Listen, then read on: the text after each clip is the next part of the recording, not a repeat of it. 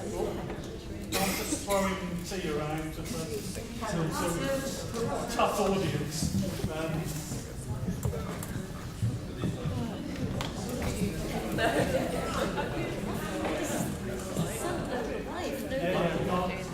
Mr. Edward Taylor.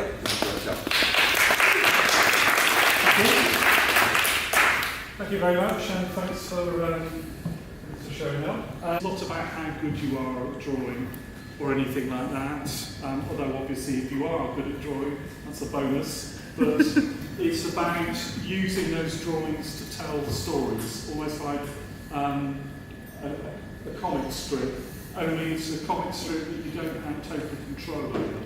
So it's important to work as a group. And what I'm going to do is I'll give you a time limit for this, and you're going to present, so every group is going to present the stories they've come to everyone else.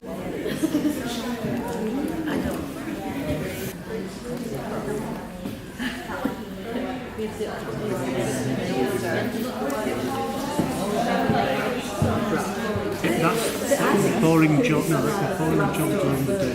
Yeah. Looking in here and there's a story going on inside, in a different world.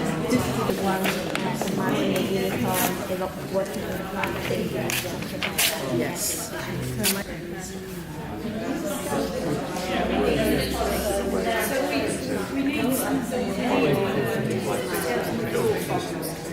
Maybe that's what's happened to him, that's why he's like that. Well, if there's two men, one of them turns into a bat and the other one doesn't.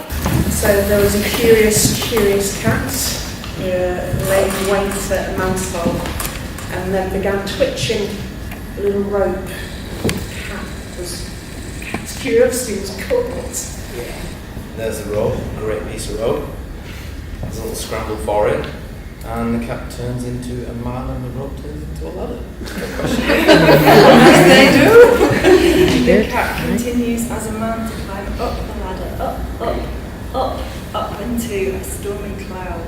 And as he gets up into the stormy cloud, he makes himself comfortable, gives the cloud a bit of a squeeze, and he turns into a fork of lightning, as they do. And the fork of lightning came out, he was so angry and hit the mountain underneath and produced a ball. Which was, as it was hit by the light, although it looks very static in this image, it was actually just about to start tumbling down the mountain, and it rolled and it rolled and it rolled and it came back out the mouse hole.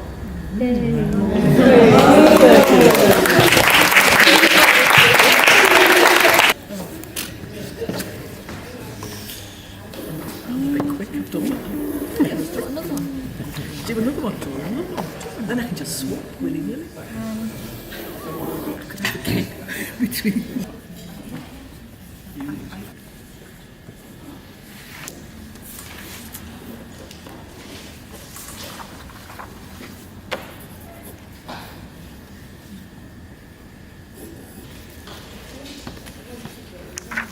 Doesn't it have like that? Yeah.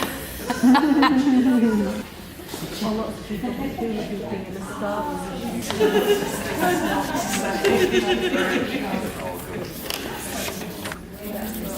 That is a leaf. Fantastic circular rhythm to it, so it comes back to where it began. Don't contrive it, but if that's possible, but also to make the links so that they're not massive leaps of something happening. I know it's difficult to avoid that, but if you can make the links very natural, just by the way what the picture looks like. Yeah. He didn't want to fight, he just wanted to he said, I don't want to shoot you, let's just play Scrabble. Instead of blocking it, it's Scrabble. Yeah. Happy then at the pie and died. This is Noah, Ribbit. This is Nellie. And they weren't particularly happy. There's a lot of things that were getting their goat, so to say. They lived in the bucket and it had lots of holes, of constant, quite a lot of grief. But also, they were so upset that because they couldn't water their aspidistra and it died, which is bad luck for a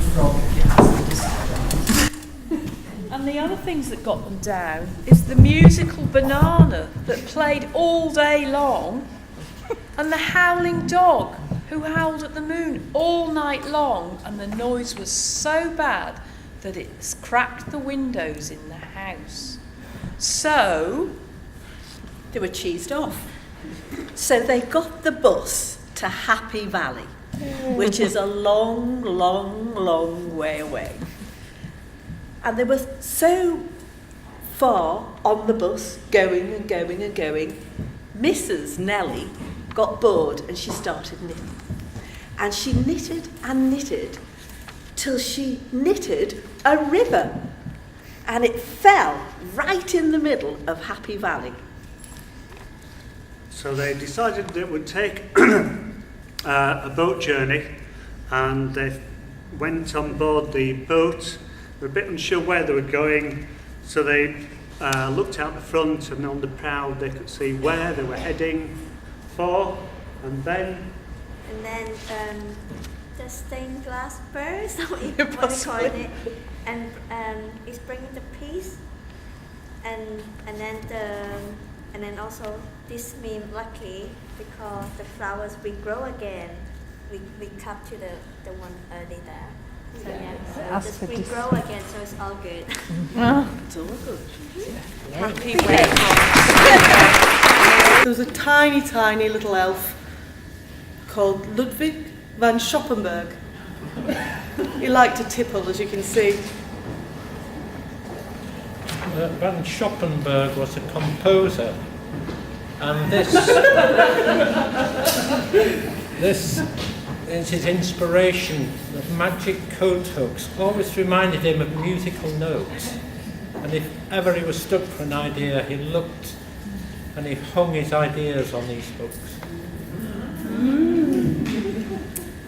Well, unfortunately, he did leave the door open, and somebody broke in and stole his very special coat hook, and they sped off in the getaway car, which was almost magical because it could actually take off, and there's no way he was going to catch up with them. So. But what he didn't know was that earlier that day, a letter had arrived with a contract for a concert for him to play in, and he hadn't seen it because he couldn't find his glasses. So he missed the opportunity, and he thought it was a complete failure as a musician, so he thought he'd change direction and become a stuntman, where he had a terrible accident. Sorry, no, go on. Thank you. Where he had a terrible accident and he saw stars in his eyes. And when he woke up in hospital, he requested the gold-framed picture of his dog, Van von Schuppenberg, a very kind of obnoxious pug with big pouty lips. And that's where the magic happened again. And so he recovered and he found a magical unicorn, and tried to catch the train to go to the seaside.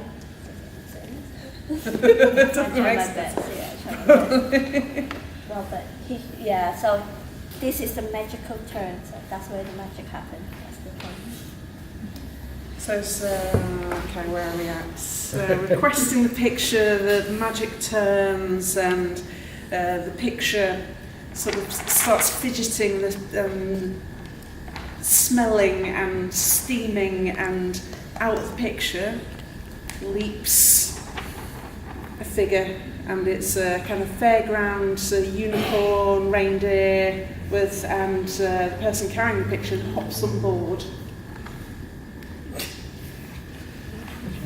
It's a picture of Van Schoppenberg, Ludwig's picture of his pet dog, and he realises that he doesn't have enough speed on his reindeer magical horse, and goes for something with some bigger horsepower.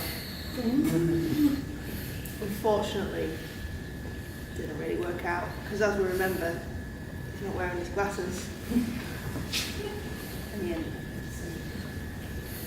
But luckily, he had his emergency snorkel. And although it did go under for quite a long time, he came through spitting out frogs and roses and all the wine that he'd been drinking earlier on. And he met a lady on the beach who was knitting, and she knitted him a lovely outfit to cover his modesty, and so he could continue on his journey. And the outfit that she knitted him was in the shape of a leaf, but it was quite big for him. So instead, he decided to sit on it so he could sail down the river. Meanwhile, Ludwig's wife, Frida, was busy practicing her latest pirouette in her rubber ring, because she loves swimming, but she loves pirouetting in her rubber ring. And she thought she'd try this one. She's got about 100, so this is the one she thought she'd try out right now. And then when he would eventually come home, she could show him how good it looked on her. It's been a busy day for Ludwig. The sound of ballet upstairs was just too much. So, yet again, the bottle. And in his drunken state, with his prescription snorkels and leaf canoe, he got a bit peckish. So I fancy a slice of pie. And it was great. Whilst all this is happening, Ludwig's child stood at the sink, looking out into the dark night, wondering what lie in store for them as children of such wild, antiqued parents.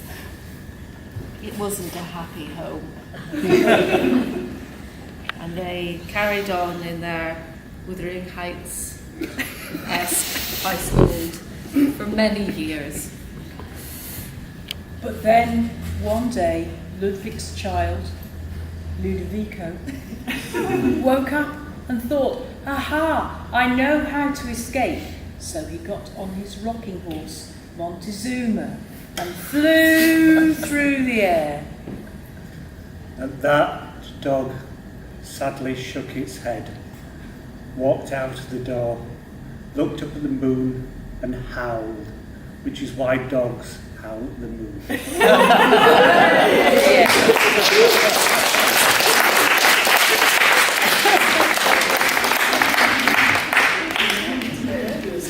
Thank you very much. That's great.